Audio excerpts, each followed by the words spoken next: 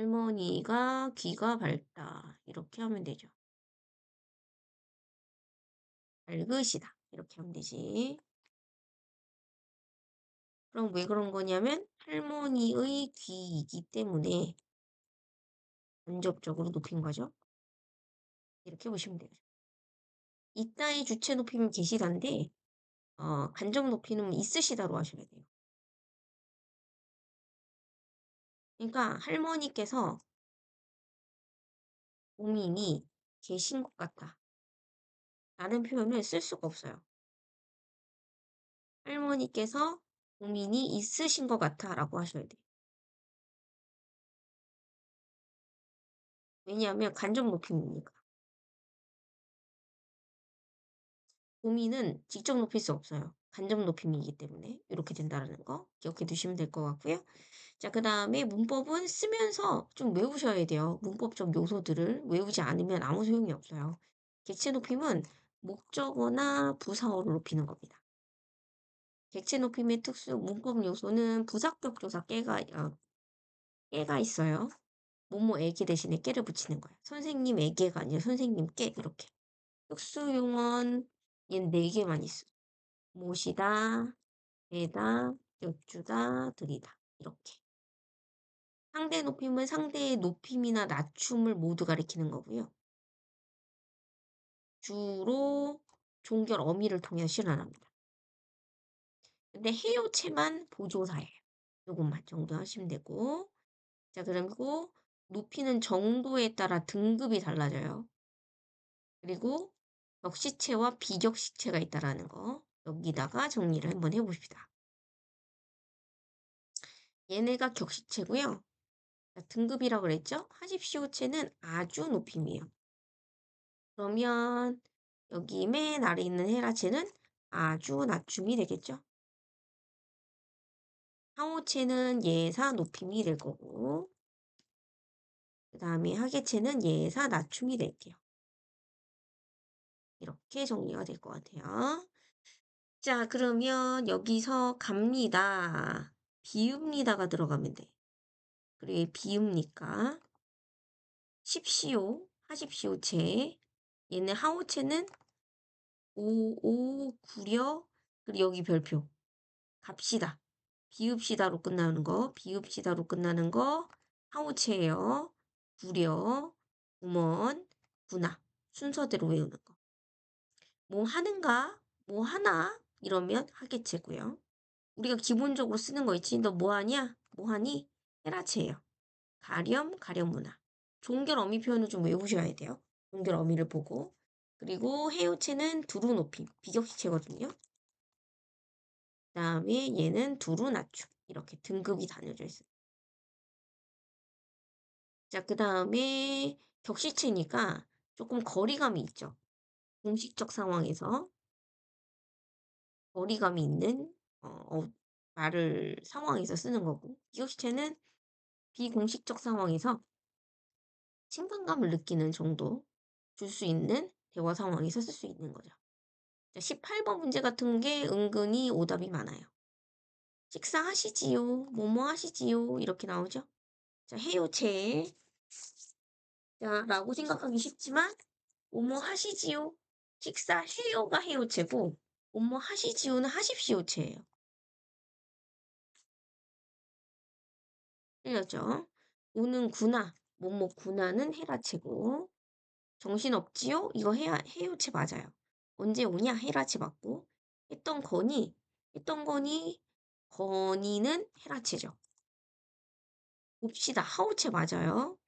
하십시오체, 하오체, 그 다음에 사실역 구몬. 구먼이 하오체가 아니네요. 구먼은 하계체네요. 그죠? 그리고 헤라체 맞고요. 해체. 자, 요렇게 정리가 될 수 있고 틀린 애들 옆에다 기호 적어놓고 같이 해놨어요. 붙여놨죠. 틀린 애들은 기역, 니은, 그 다음에 미음하고 이응이 되네요. 그래서 중결 표현이 뭐로 끝나는지를 보고 아는 거다라는 거. 종결 표현을 좀 외워야 된다. 표를 좀 외워야 된다라는 거 기억 좀 해주시면 될 것 같아. 자, 그 다음에 어떤 시제. 시제에 대해서 앞쪽법은 안 할 거예요. 이거는 X. 요즘엔 잘 안 쓴다 그래서 요거는 그냥 X 하고 넘어가고요. 그다음에 시제. 어떤 시점을 기준으로 해서 시간적 위치를 나타내는 문법 범주라고 그랬어요. 발화시와 사건 시의 관계에 따라서 나뉘는 겁니다. 발화시를 기준으로 해요. 자, 그럼 여기다 예를 들어 볼까요? 자, 발화시보다 사건 시가 앞선 시점, 앞선 시제. 사건 시보다 발화시가 앞선 시제. 자, 요거 두 가지를 한번 해 볼게요. 자, 이거 할 때 그림을 그리면 좋거든요. 사건 시가 주어를 체킹해, 주어를. 사건 시가 앞서 있어요. 그러면 사건 시를 앞에다가 왼쪽에다가 그리는 거예요. 그러면 발화시는 자연스럽게 뒤로 가는 거지. 그러면 사건이 먼저 일어났네? 과거 시제죠. 사건 시보다 발화시가 앞섰어. 이번에는 발화시가 앞섰네? 그러면 발화시를 먼저 그려. 왼쪽에. 앞선 건 무조건 왼쪽에 그려. 그다음에 나머지가 사건 시가 되는 거지? 이러면 사건이 나중에 일어난 거니까 무슨 시제가 되는 거야? 미래 시제가 되네. 그지? 요렇게 정리가 될 수 있어. 그래서 어떤 이런 문장으로 나왔을 때 그림으로 그려서 우리가 생각해 볼 수 있는 것들 한번 정리해 보면 좋을 것 같고요. 그다음에 시제는 문법 요소가 여러 가지가 있잖아요. 그죠?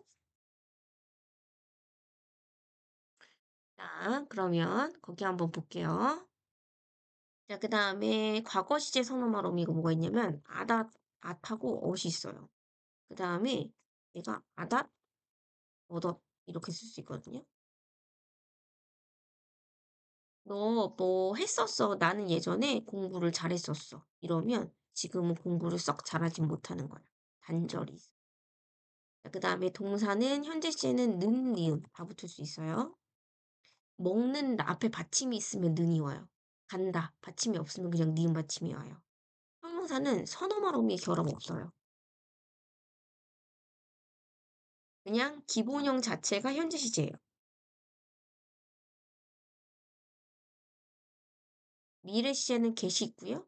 뭐뭐 get. 그다음에 의리가 있습니다. 이렇게 있고요. 동사는 관형사형 어미는 관형어에 붙어요. 관형사형 어미는 이걸 기억해야 돼. 관형어에 붙고요. 그리고 선어말 어미는 서술어에 붙어요. 이거부터 구분하고. 그다음에 동사는 은, 이은이랑 덧니을 다 쓸 수 있어.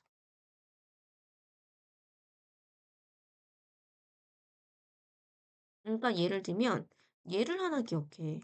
먹은 밥, 먹던 밥, 되죠? 형용사는 뭐뭐던밖에 못 써. 푸르던 이렇게 예시를 하나 기억하세요. 그다음에 동사는 는밖에 안 써. 왜냐하면 이제는 먹는이 되는 거니까. 그지? 형용사는 은이, 은이. 그래서 예쁜 옷, 푸른, 푸른 하늘 이렇게 되는 거야. 푸르던 하늘에서 이렇게. 그리고 얘는 을, 이을이에요. 동사, 형용사 상관없어 다. 을, 이을. 그리고 얘는 을, 이을에 것이 붙어요. 관형사, 의존명사, 것. 그래서 예를 들면 먹을 것, 내가 먹을 것이다. 이렇게 정리가 되는 거고 얘네를 좀 다 외우셔야 돼. 이 표 안에 있는 거를 좀 외우셔야 돼요. 선어버럼이 아덧이 여러 가지 용법들이 있거든요. 걔네들을 좀 하면 일단은 현재의 사건이야. 아니 과거 미안해요. 과거의 사건. 과거의 사건이 완료되었던 다시 쓸게요. 완료되었던 과거의 사건이 현재까지 지속되는 경우가 있어요. 예를 들면 청바지를 입었구나. 현재까지도 입고 있죠.